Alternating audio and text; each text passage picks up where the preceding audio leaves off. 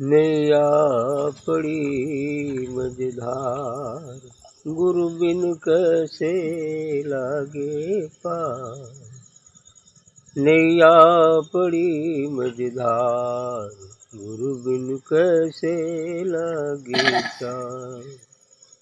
साहिब तुम मत भूलियो, लाख भूल लग जाए। हमसे तुमरे और है, तुम सो हमरा नाम। अंतर्जामी एक तुम, आत्म के आधार। जो तुम छोड़ो हाथ प्रभु जी, कौन उतारे पार। गुरु बिन कैसे लागे पार। नैया पड़ी मझधार, गुरु बिन कैसे लागे पार। मैं अपराधी जन्म को मन में भरा विकार। तू दाता दुख भंजना, मेरी कर समान। अवगुण दास कबीर के, बहुत गरीब नवाज। जो मैं पूत कपूत हूँ, कहाँ पिता की लाज। गुरु बिन कैसे लागे पार। नैया पड़ी मझधार, गुरु बिन कैसे लागे पार। अच्छा निवेदन है कबीर साहब जी का ही कि नैया पड़ी मझधार, गुरु बिन कैसे लागे पार। साधारण नदी में जब नैया मझधार में पड़ जाती है, बीच धार में पड़ जाती है, तो उसे मल्लाह के बिना कोई कैसे पार लगा सकता है।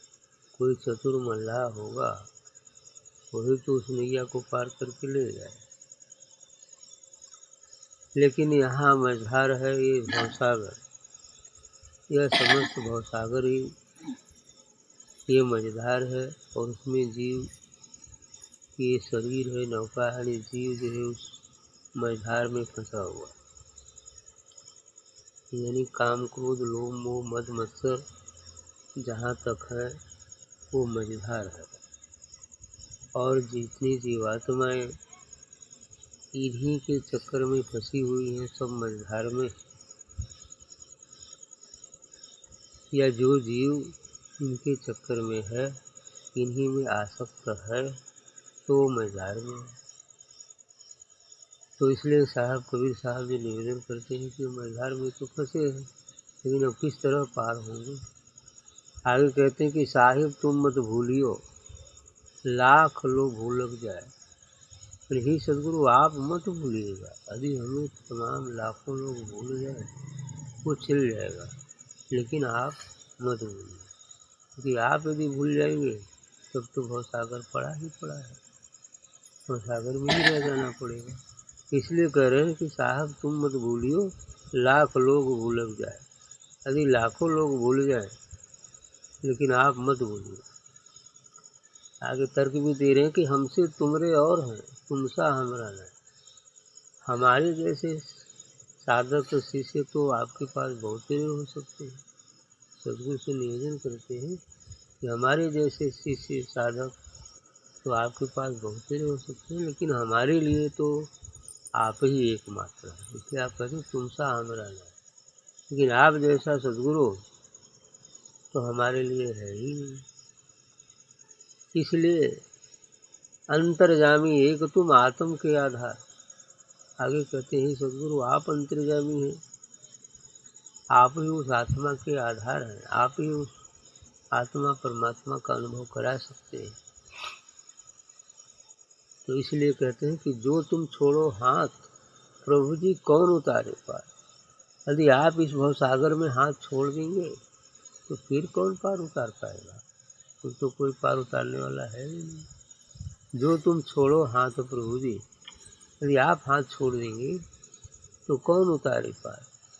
तो गुरु बिन कैसे लागे। यह भवसागर एक ऐसा महानद है कि सद्गुरु के बिना इस भवसागर को कोई पार ही नहीं कर सकता।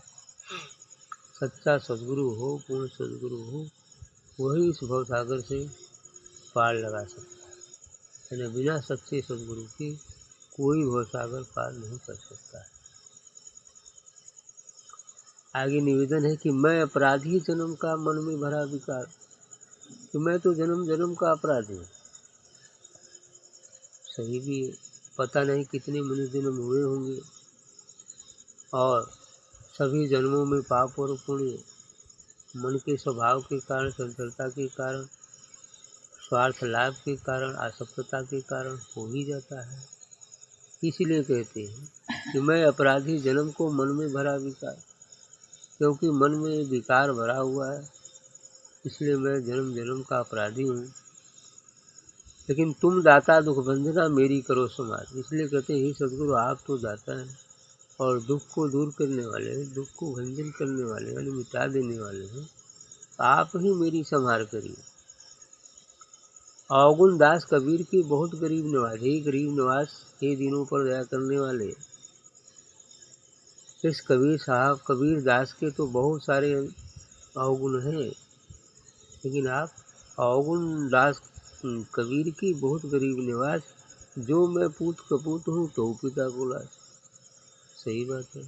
यदि पुत्र चाहे कितना हो नालायक हो जाए, लेकिन यदि कोई वो आपस में संकट में किसी विपद में फंसता है तो पिता उकुल बदमाश होगा लेकिन जाएगा ही, जाना ही पड़ता है ना। यदि नहीं जाए तो समाज छोड़ने वाला नहीं है ना। कहेगा देखा उकुल को बेकार हो लेकिन उन्हें जाए की चाहत रहो, है ना। ऐसा बात है ना। लोग कहते हैं जरूर चाहे कुल कपूत हो लेकिन फिर भी जाना ही पड़ेगा, क्योंकि करें जो मैं पूत कपूत हो कहो पिता को लाज। कहते कि मैं यदि कपूत ही हूँ तो भी पिता अर्थात तो सदगुरु व परमात्मा भी एक पिता है जो सबका पिता है ना। तो पिता को लाज। गुरु बिन कैसे लागे पार, इसलिए कहते हैं कि गुरु के बिना इस भवसागर को हम कैसे पार कर सकते हैं। गुरु ही एक आधार है जो हमें उस पार ले जा सकता है।